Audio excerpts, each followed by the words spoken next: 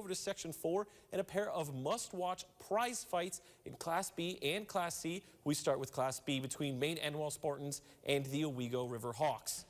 A rematch of Week 9 where the Spartans were winners 21-7 and Maine-Endwell gets things started. Preston Ocker keeps it and he's off to the races down the sideline. Spartans strike first, picking up where they left off. Next drive, Owego with the give to Joseph Palladino. He makes a great cut.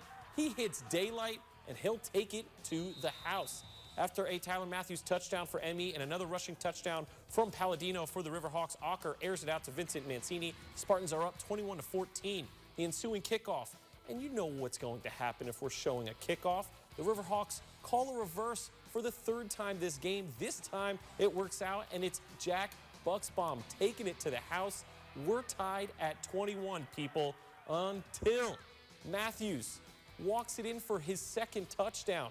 Vincent Mancini would add another touchdown for ME, but it's 35-21 going to half. Second half, a different game. Spartans defense shutting out the Riverhawks. Interceptions like that one from Logan McGuire. Sacks from Lucas Latner.